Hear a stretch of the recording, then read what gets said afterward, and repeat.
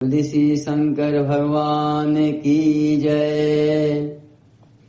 श्री माता पार्वती की जय।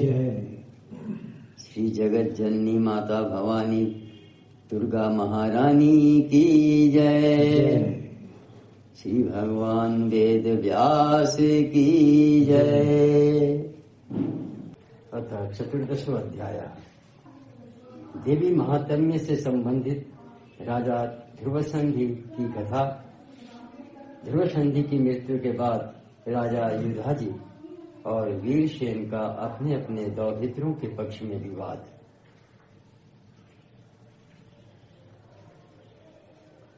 जन्मेजय बोले, हे द्विज, मैंने विष्णु द्वारा किए गए देवी यज्ञ के विषय में विस्तार पूर्वक सुन लिया। अब आप मुझे विस्तृत रूप से भगवती की महिमा बताइए। हे विप्रेंद्र, देवी का चरित्र सुनकर मैं भी वह उत्कृष्ट देवी यज्ञ अवश्य करूंगा और इस प्रकार आपकी कृपा से पवित्र हो जाऊंगा। व्यास जी बोले, हे राजन, सुनिए, अब मैं भगवती के उत्तम चरित्र का वर्णन करूंगा। मैं उसके साथ साथ विस्तृत इतिहास तथा पुराण भी कहूंगा।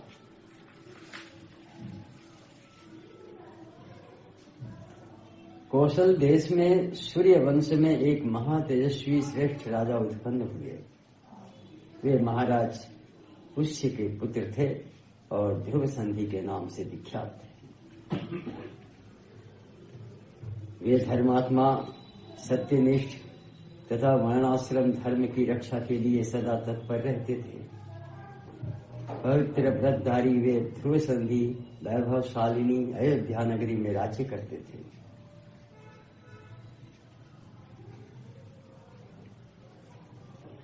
उनके राज्य में ब्राह्मण, क्षत्रिय, वैश्य, शूद्र, द्विजगण तथा अन्य सभी अपनी अपनी जीविका में तत्पर रहकर धर्मपूर्वक आचरण करते थे। उनके राज्य में कहीं भी चोर, निंदक, धूर्त, पाखंडी, कृतघ्न तथा मूर्ख मनुष्य निवास नहीं करते थे। हे कुरुश्रेष्ठ, इस प्रकार धर्मपूर्वक राज्य करते हुए उन राजा की रूपवती तथा आनंदोपभोग प्रदान करने वाली दो पत्नियां थीं। उनकी धर्मपत्नी मनोरमा थी, जो सुंदर रूप वाली तथा परम विदुषी थी, और दूसरी पत्नी लीलावती थी। वह भी रूप तथा गुणों से संपन्न थी। महाराज ध्रुवसंधि उन दोनों पत्नियों के साथ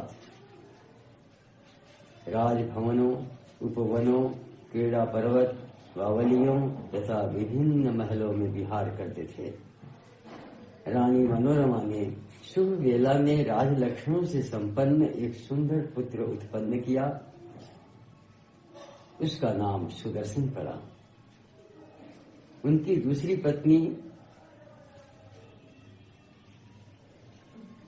सुंदर पत्नी लीलावती ने भी एक माह के भीतर शुभ पक्ष तथा शुभ दिन में एक सुंदर पुत्र को जन्म दिया।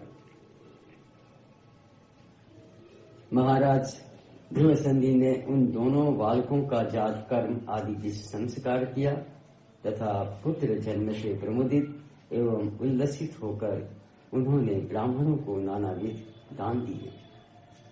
हे राजन, महाराज ध्रुवसंधि उन दोनों पुत्रों पर समान प्रीति रखते थे। वे उन दोनों के प्रति अपने प्रेम भाव में कभी भी अंतर नहीं आने देते थे। परम तपस्वी उन राजेंद्र ने अपने वैभव के अनुसार बड़े हर्षोल्लास के साथ विधि पूर्वक उन दोनों का चूड़ा कर्म संस्कार किया। चूड़ा कर्म संस्कार हो जाने पर उन दोनों बालकों ने राजा के मन को मोहित कर दिया। वे दोनों कांतिमान बालक खेलते समय सभी लोगों को मुग्ध कर देते थे। उन दोनों में मनोरमा का पुत्र सुदर्शन ज्येष्ठ था। लीलावती का शत्रुजित नामक पुत्र अत्यंत सुंदर तथा मृदुभाषी था। उसके मधुर भाषी तथा अत्यंत सुंदर होने के कारण राजा उससे अधिक प्रेम करने लगे और उसी तरह से वह प्रजाजनों तथा मंत्रियों का भी प्रिय पात्र बन गया। शत्रुजीत के गुणों के कारण राजा का जैसा प्रेम उस पर हो गया, वैसा प्रेम सुदर्शन के प्रति नहीं था। वे सुदर्शन के प्रति मंदभाग्य होने के कारण कम अनुराग रखने लगे। इस प्रकार कुछ समय बीतने पर आखेट के प्रति सदा तत्पर रहने वाले नृपश्रेष्ठ ध्रुव संधि आखेट के लिए वन में गए। वे राजा ध्रुव संधि वन में रूरू मृगों, वनैले सुअरों, गवयों, खरगोशों, भैंसों, सर्वों तथा गैंडों को मारते हुए आखेट करने लगे। जब महाराज उस गहन तथा महाभयंकर वन में शिकार खेल रहे थे, उसी समय महान रोष में भरा हुआ एक सिंह झाड़ी से निकला। पहले तो राजा ने उसे बाण से आहत कर दिया, तब अत्यंत कोपाविष्ट हो वह सिंह उन्हें अपने सामने देखकर मेघ के समान गरजने लगा। अपनी पूंछ खड़ी करके तथा गर्दन के लंबे केशों को छितराकर अत्यंत कुपित वह सिंह राजा को मारने के लिए छलांग लगाकर उन पर झपटा। तब उसे देखकर राजा ने भी तत्काल अपने हाथ में तलवार धारण कर ली और बाएं हाथ में ढाल लेकर दूसरे सिंह के समान खड़े हो गए।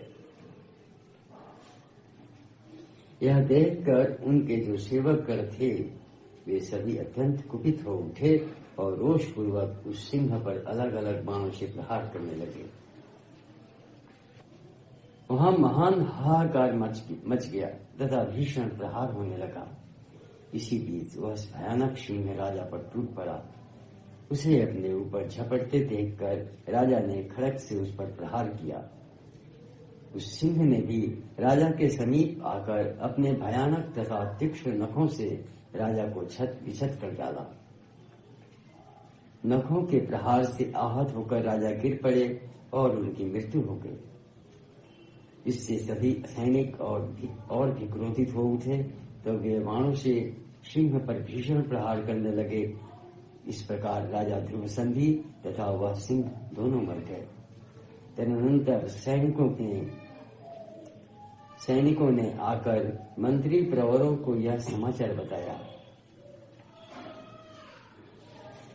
राजा के परलोक गमन का समाचार सुनकर उन श्रेष्ठ मंत्रियों ने उस वन में जाकर उनका दाह संस्कार करवाया।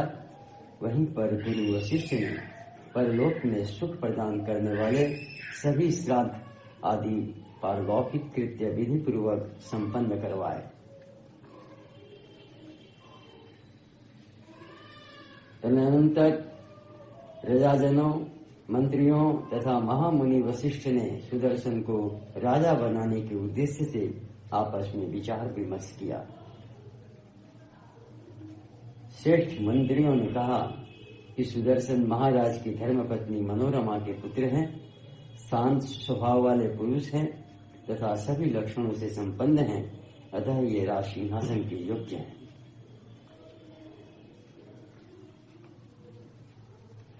गुरु वशिष्ठ ने भी वही बात कही कि महाराज का यह पुत्र सुदर्शन राजपद के योग्य है, क्योंकि बालक होते हुए भी धर्मपरायण राजकुमार ही राज सिंहासन का अधिकारी होता है। वयोवृद्ध मंत्रियों के द्वारा इस प्रकार विचार करने के उपरांत यह समाचार सुनकर उज्जैनी नरेश राजा युधाजित शीघ्र ही वहां आ पहुंचा। वेदावती के पिता युधाजित अपने दामाद की मृत्यु के विषय में सुनकर अपने दौहित्र के हित की कामना से उस समय शीघ्रता पूर्वक वहां आए।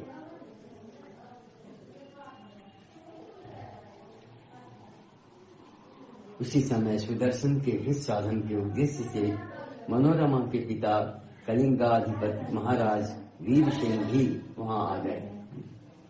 सेनाओं से संपन्न तथा एक दूसरे से भयभीत वे दोनों राजा राज्य के अधिकारी का निर्णय करने के लिए प्रधान अमात्यों को साथ मंत्रणा करने लगे।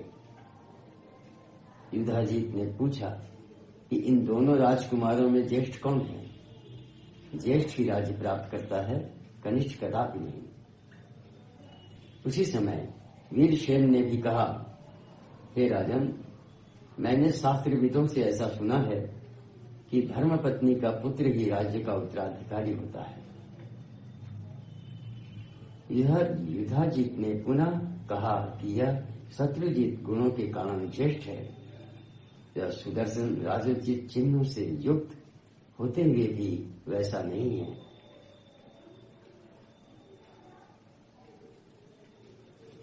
अपने अपने स्वार्थ के वशीभूत उन दोनों राजाओं में वहां विवाद होने लगा। अब उस महासंकट की परिस्थिति में उनके संदेह का समाधान करने में कौन समर्थ हो सकता था? युधाजीत ने मंत्रियों से कहा कि आप लोग अवश्य ही स्वार्थ परायण हो गए हैं और सुदर्शन को राजा बनाकर धन का स्वयं उपभोग करना चाहते हैं। मैंने आप लोगों का यह विचार तो आप सबकी भाव भंगिमा से पहले ही जान लिया था। शत्रुजीत सुदर्शन से अधिक बलवान है, अतः आप लोगों की सम्मति तो यह होनी चाहिए कि शत्रुजीत ही राजसिंहासन पर आसीन होने योग्य है। ऐसा कौन व्यक्ति है जो मेरे जीवित रहते गुणों में बड़े तथा सेना से सुसज्जित राजकुमार को छोड़कर गुणों में छोटे पुत्र को राजा बना सके? इसके लिए मैं निश्चित रूप से घोर संग्राम करूंगा। मेरे खड़ग की धार से पृथ्वी के भी तो टुकड़े हो सकते हैं, फिर आप लोगों की बात ही क्या? यह सुनकर वीरसेन ने युधाजीत से कहा, हे विद्वान, दोनों ही बालक समान बुद्धि रखते हैं, इनमें भेद ही क्या है? तदनंतर उन दोनों को इस प्रकार परस्पर विवाद करते देखकर प्रजाजनों तथा ऋषियों के मन में व्यग्रता होने लगी। तब एक दूसरे को क्लेश पहुंचाने के लिए उद्यत तथा युद्ध की इच्छा वाले दोनों पक्षों के सामंत सावधान होकर अपनी अपनी सेनाओं के साथ वहां आ पहुंचे। उसी समय महाराज ध्रुवसंधि की मृत्यु का समाचार सुनकर श्रृंगवेरपुर में रहने वाले निषादगण राजकोष लूटने के लिए वहां आ गए। दोनों राजकुमार अभी बालक हैं तथा वे आपस में कलह कर रहे हैं। यह सुनकर देश देशांतर के चोर लुटेरे भी वहां आ गए। इस प्रकार वहां पर भारी कलह उपस्थित हो जाने पर युद्ध आरंभ हो गया। युधाजीत तथा वीरसेन भी युद्ध के लिए उद्यत हो गए। श्रीमद्देवी भागवते महापुराणे अष्टादश सहस्रायाम संहितायाम तृतीय स्कंधे युधाजीत वीरसेन युद्धार्थम सज्जी भवनम नाम चतुर्दशो अध्यायः।